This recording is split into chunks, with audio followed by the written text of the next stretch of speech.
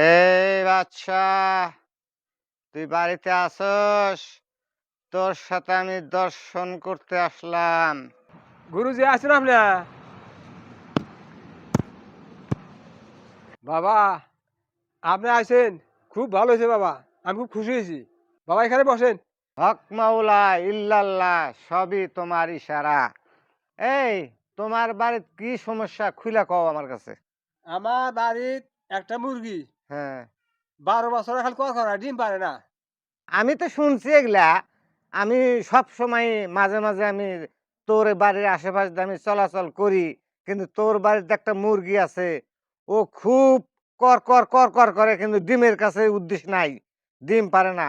আর দ্বিতীয় কথা, তুই তো আমার দরবারে কোনো কিছুই দেস না, নাম গন্ধই নেস না, তোর মুরগি কিভাবে ডিম পারবো?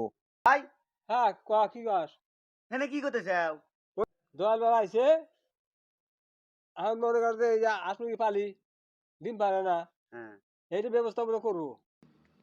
এই আস মুরগির সমাধান দল বাও দেখার বা তুমি তো বড় ভাই আমার, তুমি বোঝো না? বাড়িতে মুরগি পালি, দুই চারটা মোরগ পালি তো মুরগি ডিম পারবো। এখানে দয়াল বাবা কেন মুরগি ডিম পারাইবো? আমি তো জ্বালাই বাসি না রে। এই এই, তুমি কি বোঝো? তুমি এখানে কথা বলো না। তুমি আমার সামনে বিরুদ্ধে কথা বললে তুমি তুমি পুরো ভস্ম হয়ে যাবে গা। আমি যদি কোনো হাক ছাড়ি। শোনেন মুরব্বী, আপনি আমার ভাইয়ের সংসার থেকে টান শুরু করছেন। 20-25টা মুরগি দিয়ে রাখবো, মোরগ দিয়ে রাখবো, আজ দিয়ে রাখবো, তখন ডিম পারবো না। এই হন, তোর ভাই তো বিশ্বাস করে না, দয়াল বাবাকে বিশ্বাস করতেছে না। তোর ভাইয়ের কিন্তু ভবিষ্যৎ খারাপ আছে। তুই যদি বাঁচতে যদি চাস।